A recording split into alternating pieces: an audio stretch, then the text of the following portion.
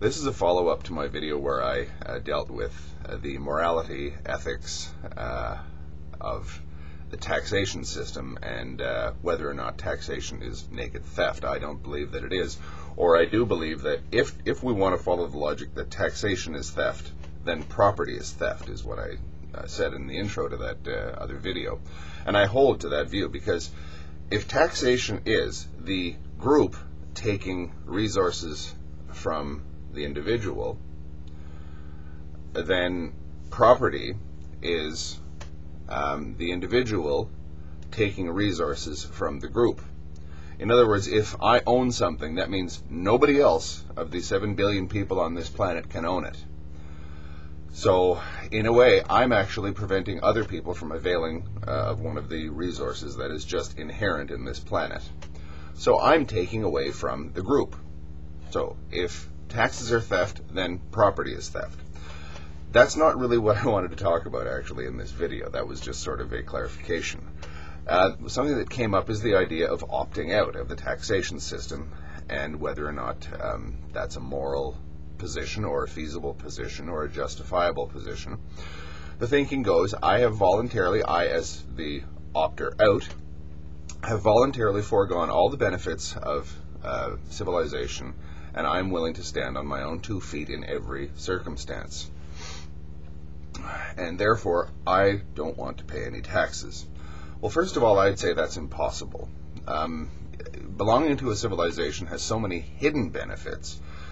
We could make a very long video on that subject alone. You benefit whether you realize it or not. Secondly, I would say that it's a very dangerous philosophy to have for yourself. Because if you're opting out of society and you're saying, I don't want to contribute to anything that's called the public good because maybe I don't even believe that it exists, well, okay, maybe, morally speaking, you should have the right to do that. But because morality, human rights, morally motivated actions are all contingent upon your relationship to other people. If you truly do break with civilization, i.e., if you say, I want to stand in all circumstances on my own 2 feet, I'm not saying you have to have nothing to do with people, but if you truly opt out of all the benefits of belonging to the civilization, then that civilization, or I would argue it so, now has no obligation towards you. Okay, I think a lot of people would agree to that. But the problem with that is, what does that actually mean, it has no obligation to you? I would argue that if you're opting out to that extent that you don't want to contribute to the better good, civilization owes you nothing. You voluntarily put yourself outside of civilization, at least in that regard, in regards to the public good. Therefore, if you don't, I'll put it this way, if you don't opt to contribute to the public good, then the public good owes the private good nothing. In other words, you don't have any more rights, because your rights only exist in terms of your relationship to other people. That's how concepts work. Concepts are not absolute things that just are there. They only exist in terms of a larger group. Property rights work the same way. You can't have property if no one knows what property is, or if there aren't any other people on Earth. It doesn't work like that. It's a collective entity, rights culture, that kind of thing. So if you put yourself outside of civilization, then civilization no longer has any obligation towards you. You've said that you have no obligation towards it. It has no obligation towards you. It doesn't have to respect your rights. It doesn't have to respect your property. It doesn't even have to respect your right to be left alone. It doesn't have to respect you in any way at all.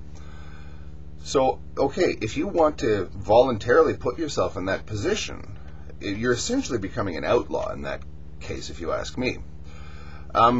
Because civilization is not, in my estimation, a buffet. You can't just pick and choose the bits that you want to keep and the ones that you want to pass by with your plate. You have to either take it or leave it. So if you want to leave it, then you're leaving all of it. You're not going to go eat at anything at that table. A lot of people sort of say, well, like in Canada here, we have publicly funded abortions. A lot of people say, well, I don't like the idea of my tax dollars going to that, so I think that it's immoral that I should have to pay towards that. Well, that's fine. I understand that position. But that opens up a huge can of worms in that it implies that you should be able to decide where every cent of your tax money goes.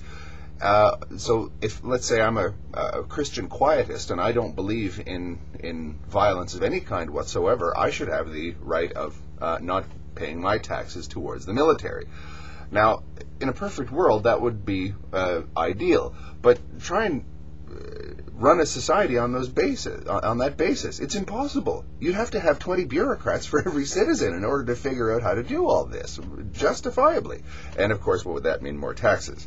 But anyway, I hold the view that if you disregard or if you opt out of the public good, then the public has the option at that point of opting out of the private good. If you owe society nothing, society owes you nothing. It's as simple as that. Thank you.